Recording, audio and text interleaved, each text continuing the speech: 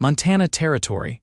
Autumn of 1874, the wind cut sharp through the alley behind the butcher's shop in Helena, and Margaret Whitlow pulled her threadbare shawl tighter as she knelt beside the wooden barrels.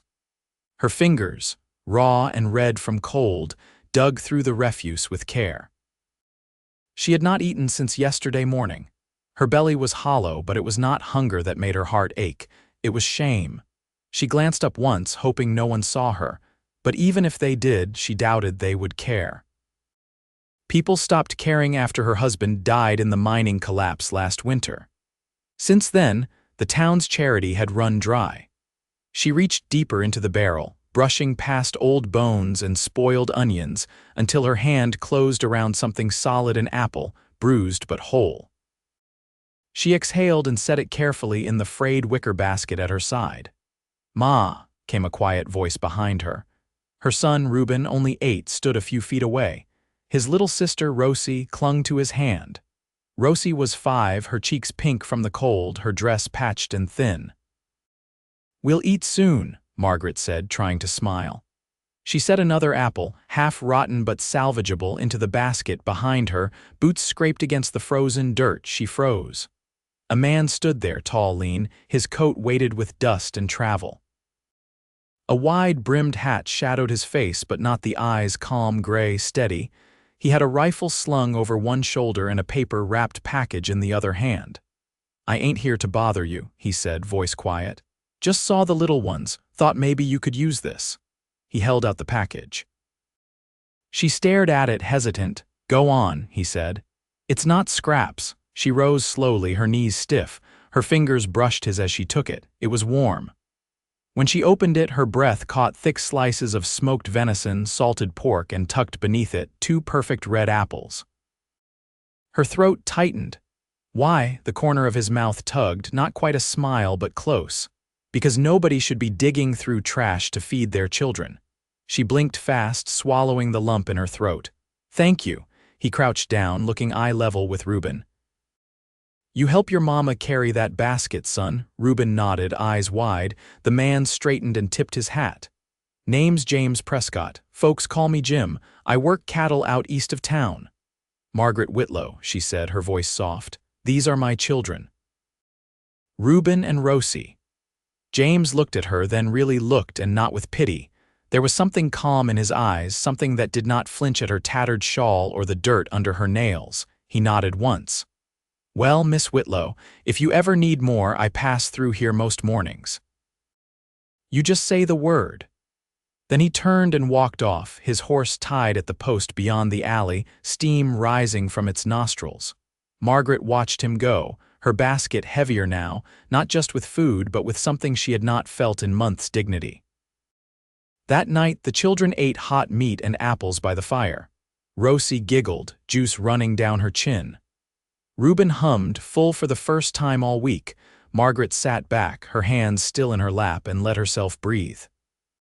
The next morning she was waiting by the alley, not to dig, but in case James came again. He did. He did not say much, just handed her another parcel, nodded to the children, and moved along. But he looked at her longer this time, and she, this time, met his eyes and did not look away.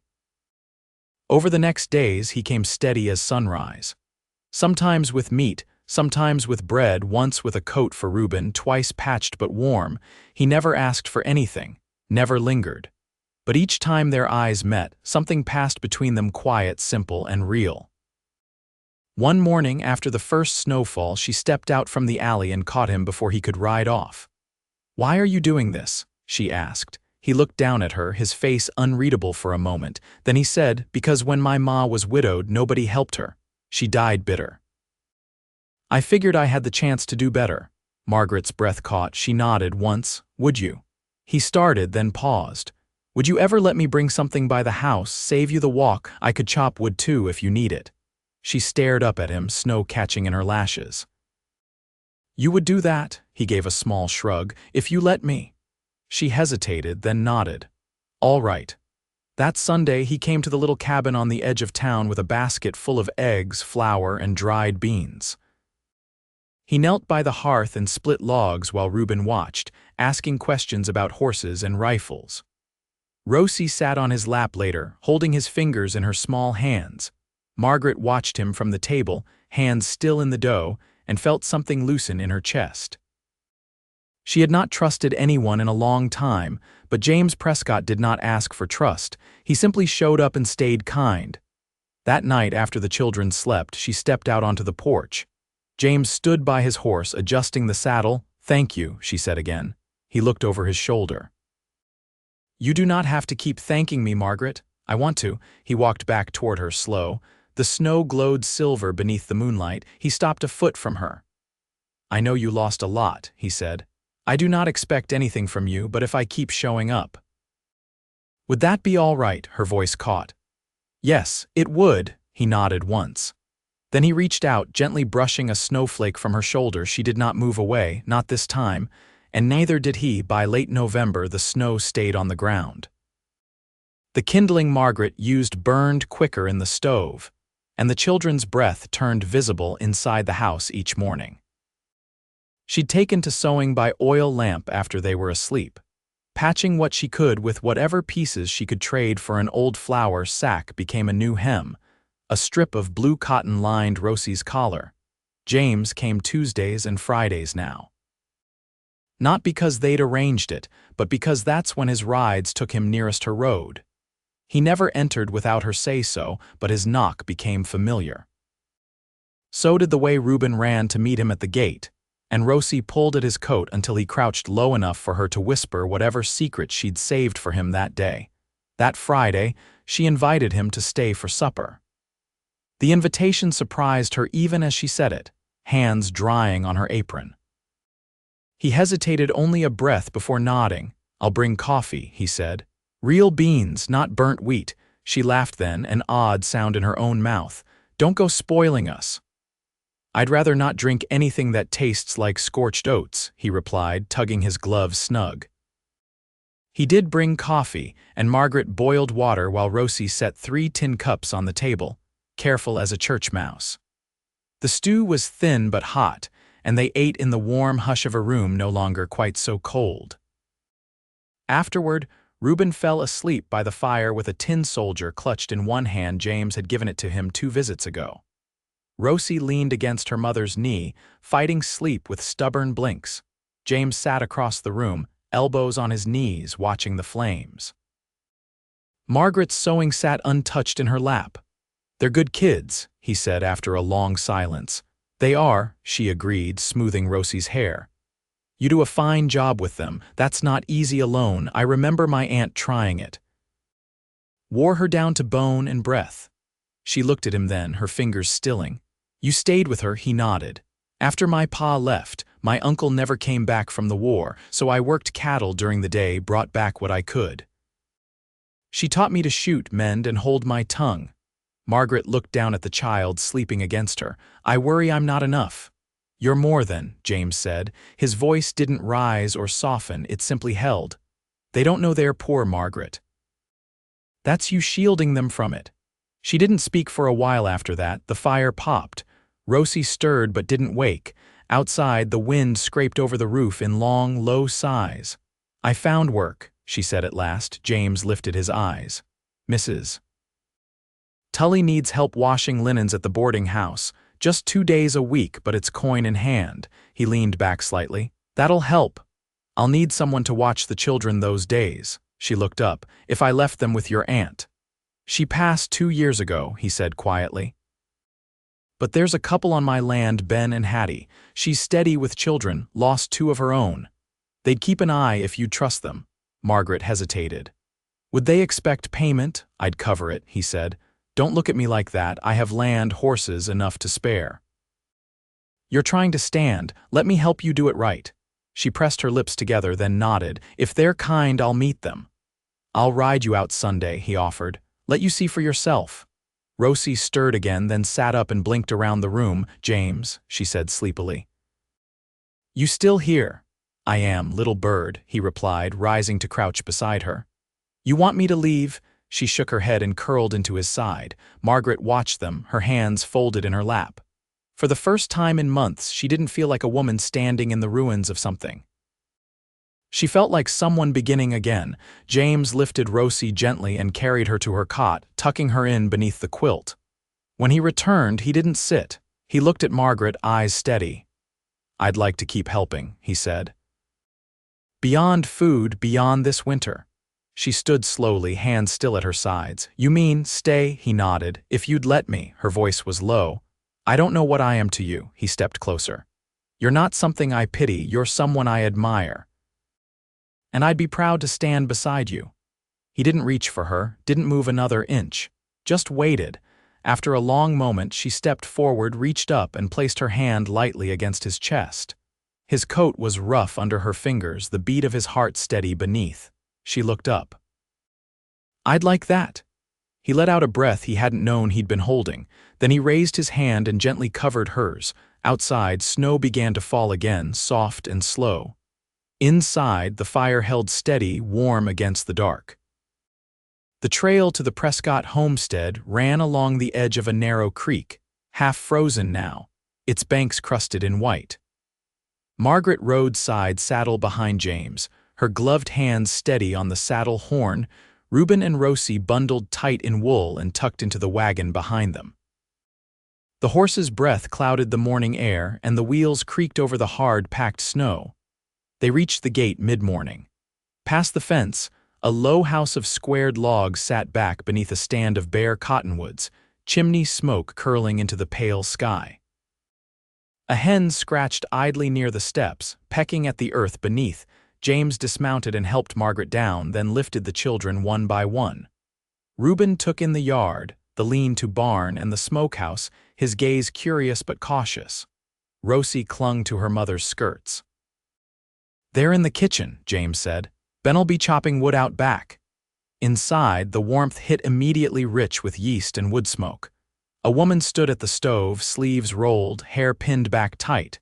She looked up as they entered, her expression unreadable for a moment before it softened. "You must be Margaret," the woman said. "I'm Hattie. James said you'd be coming." Margaret nodded, her fingers brushing Rosie's shoulder. "Thank you for letting us visit. Sit. I've got fresh bread and berry preserves."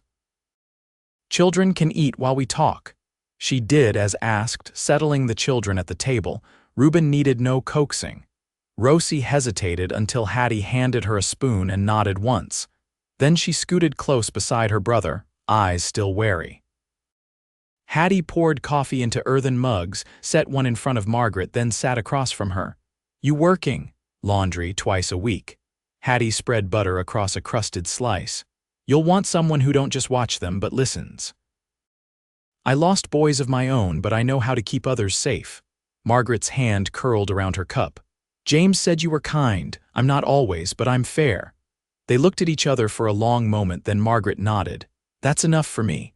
Outside, the axe rang out in rhythmic thuds. James had gone to help Ben with the chopping while they talked. When the children were fed and growing sleepy, Hattie led them to a corner pallet layered with thick quilts. Margaret rose and followed Hattie back to the front room. "You don't bring women here," Hattie said without preamble. "Not ever. I didn't ask him to." "I know you didn't, that's why I'm saying it." Margaret folded her hands. "I didn't expect anything from him, but he kept coming. That's James, quiet until he ain't. He sees something worth holding on to, and he does." Margaret looked toward the fire. "I'm not sure what he sees." Hattie's eyes softened. "You don't have to know yet. Just don't shut the door if it's meant to open." When James returned, his sleeves were rolled and sawdust clung to the wool of his coat. He looked at Margaret, one brow lifted slightly. "They'll be safe here," she said. "If the offer still stands." "It does." He stepped forward. "I'll ride you back if you're ready." On the trail home, she rode beside him this time, the wagon behind them. The wind had fallen and the sun gleamed off the snow, throwing soft light across the valley. "I didn't expect her to be so sharp," Margaret said, adjusting her scarf. "She's had to be, lost a child in the cholera wave, then another to fever." Margaret glanced over. "And you?" "What did you lose?" He didn't answer for a long time. "Then my brother took a bullet in Kansas. He was 16. After that, I left. Couldn't stay where everything reminded me." She said nothing, just rode along, the reins steady in her hands. After a while, he turned to her. "You think you'll stay in Helena? I've thought about moving farther south, but the children are settled, and there's work now." "If you did stay," he said, "I'd like to build something here, not just for now." She looked at him full then, the wind brushing strands of hair across her cheek. "I haven't known peace in a long time. I'm not perfect, Margaret. I work long and I speak little, but I'd give you steadiness, and I'd love them like they were mine." Her voice came low. "That's what I need," he nodded once. "Then we'll go slow. But we'll get there." As they rounded the final bend, the little house came into view, its chimney trailing a thin line of smoke. Reuben stirred in the wagon, rubbing his eyes. Rosie was curled beneath the quilt, thumb in her mouth. James pulled the horse to a stop and stepped down. He offered his hand without a word. She took it. And this time she held on. By early December, the wind had turned mean. It came down from the mountains with a low, hollow sound that made houseboards creak and horses uneasy. The frost didn't lift from the ground, not even by midday. Margaret had taken to keeping the children indoors when she could. Not for fear of illness, though that too, but because she'd come to understand that warmth was something you preserved like food in every way possible. James had begun repairs on a small lean-to beside the cabin, hammering new planks along the frame where the roof had sagged. He worked without fuss, sleeves rolled and hat low, boots crunching over the hard ground. Reuben watched from the porch, bundled in his father's old coat, asking questions when he thought he wouldn't be a bother. Rosie stayed near Margaret's skirts, mostly quiet now, though not from fear. She had grown used to James's presence and, in her way, seemed to mark him as part of their days. "Your hands'll split open if you keep working without balm," Margaret said one morning as she stepped out with a crock of lard and beeswax mix, thick and pale in the cold light. James didn't look up from where he was fitting a new plank. "Used to it?" "Well, I'm not used to it," she replied, setting the crock on the sawhorse. "And I'd rather not have you bleeding all over the kindling." "I'll take it," he said after a pause, wiping his hands on a rag tucked into his belt. "Appreciate it." She turned to go back inside, but his voice stopped her. "I was thinking once the lean-to's done, I could help you start a root pit. Ground's hard, but we could dig near the tree line, keep your food longer through spring." She stepped down onto the packed soil, arms folded against the cold. "Wouldn't that draw coyotes?" "Not if we do it right. I'll show Reuben too." "He ought to know how." Her gaze shifted to where her son sat with a slat of wood and a dull, whittling knife. "He listens to you. I try not to say anything worth wasting." He glanced over. "You mind that. I mind the quiet less than I used to," she said, her voice softer. He set the hammer down and leaned against the post, looking out at the snow-covered field beyond the tree line. "I've got a second mule, not much to look at, but she's strong. If you want, I can bring her by, let you haul more from town. I could use her when I go to Mrs. Tully's," she said, thinking aloud. "That'd save my back," he nodded once. "She's yours then." Margaret studied him, the way he never made offers with strings. "You don't ask for anything. I'm not owed anything." "That's not what I meant." She stepped closer, lowering her voice. "I meant it's easy to give when you expect something back. It's harder when you don't." His eyes met hers. "I don't need much. I just want to be where I'm welcome." "You are," she said, the words simple and plain. He looked down then, almost as if he didn't know what to do with that. She reached for his hand, the one not holding a nail, and turned it palm up. The skin was cracked near the base of the thumb, red from cold. She dipped her fingers into the balm and rubbed it in slow, careful circles. "You always this stubborn about help?" she asked, not unkindly. "Only when it matters." She smiled, faint but real. "Well, it matters here." That evening she made stew with the last of the venison and half a turnip. The children fell asleep early, curled under the quilt side by side. James stayed by the fire, boots off, warming his feet on the stone hearth. Margaret sat across from him, her mending forgotten in her lap. "I've been thinking," she said, threading her fingers together. "I'd like to keep the children close this winter, but come spring, maybe I'll ask Hattie to take them now and again." He looked over, waiting. I want to take on more at the boarding house. Mrs. Tully said she'd need someone to help with inventory once the railroad men come through again. That's good work, he said. Hard but steady. I can't lean too heavy on anyone. You've been generous, and I don't forget it. But I need to stand on both feet. James leaned forward, elbows on his knees. You're standing already, you just don't see it yet. She closed her eyes a moment, bracing herself against the tenderness in his voice. When she opened them again, he was watching her, steady and quiet. You ever think about marrying again? She asked. He didn't flinch. I have. To someone like me. There isn't anyone like you. She looked down, the heat from the fire painting her cheeks. I don't have much to offer. You've got everything that matters. He reached for her hand across the space between their chairs. She let him take it. We don't have to hurry, he said. But if it's something you might want someday, I'd be proud to be yours.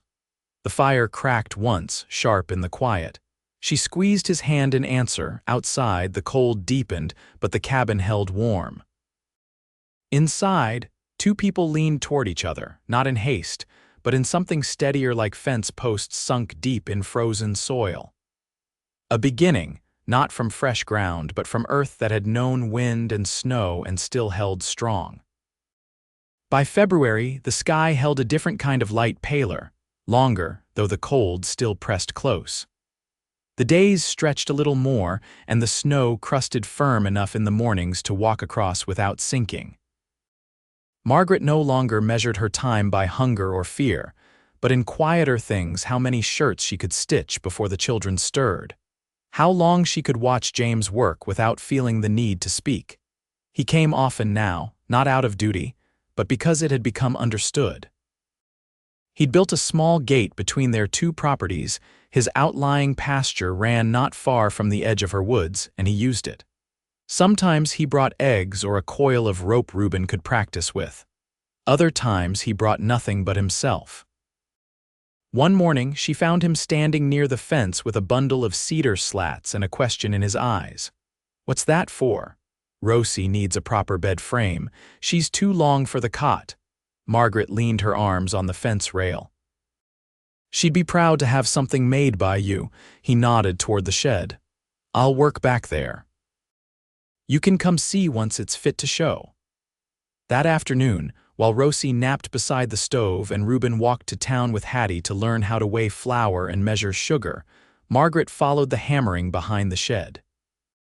James stood over the frame, sleeves rolled, the cedar already smelling sharp in the air. Won't be fancy, he said, not looking up, but it'll hold. She'll love it. He paused, then lifted his gaze. I'd like to build more than a bed for her. Or for Reuben. Margaret stepped closer, the hem of her skirt brushing sawdust. You've already built them steadiness. I mean something that lasts, a home shared. I've been thinking on it. I could raise the second cabin near the south pasture, room enough for all of you. We'd live together. Not just nearby.